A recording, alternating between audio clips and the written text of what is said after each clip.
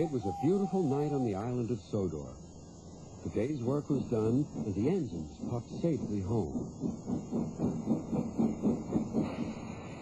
"Thomas," whispered Percy, "will you tell us the end of the story?" "You mean the one about Duke, the lost engine?" "Exactly," said Henry. "but please remind us of the story so far." So Thomas began. Here is the rest of the story he told. Duke was old and lived with two young engines called Stuart and Falcon. They teased Duke and called him Grandpuff, but they were happy together.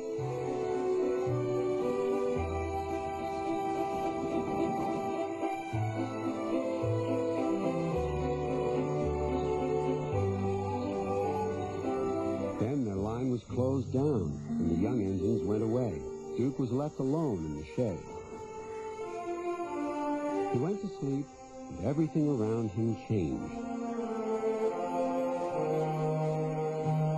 But Duke was never forgotten.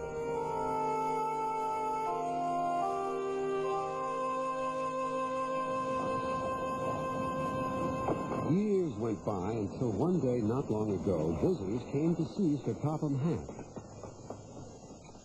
"We want to find Duke," they said, "and make him happy again." Maps lay everywhere. "If we follow the old line shown here on the map," they said, "we'll travel north of the village and then into the mountains. And look, there's a sign for the old station. If Duke's anywhere, he's there."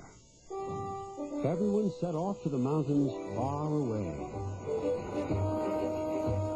The days went by, and the search grew harder, but the rescuers wouldn't give up.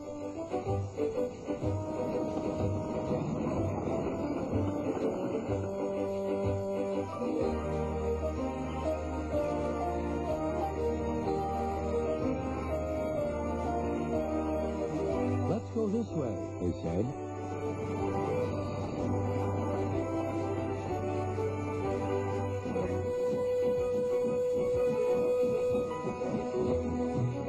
But there was still no sign of Duke. "He's here somewhere," they said. They scrambled over hills, struggled over ditches. At last their search ended, quite by accident.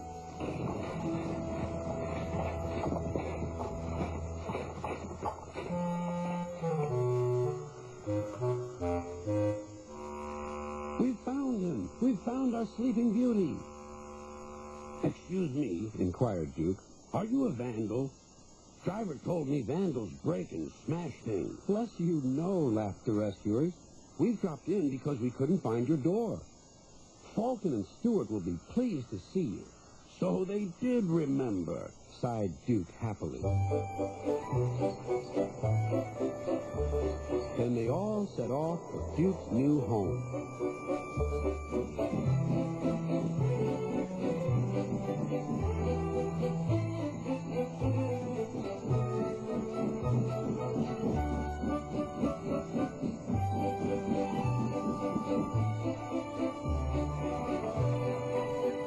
Stuart and Falcon were ready with a big welcome. "He's here," they whispered. "You woke me up," grumbled Duke. "In my young days, engines were..." "Seen and not heard, Grandpuff. We know. We'll all be back to work tomorrow. We're glad you've come back. We can keep you in order now." "Keep me in order? Be off with you, impudent scallywag." But Duke's old eyes twinkled, and for the first time in years, he smiled as he dozed in the sun. And that, said Thomas, is the whole story. Did you like it? "Yes, indeed," agreed the engine, "especially the happy ending." And soon, they were all asleep, too.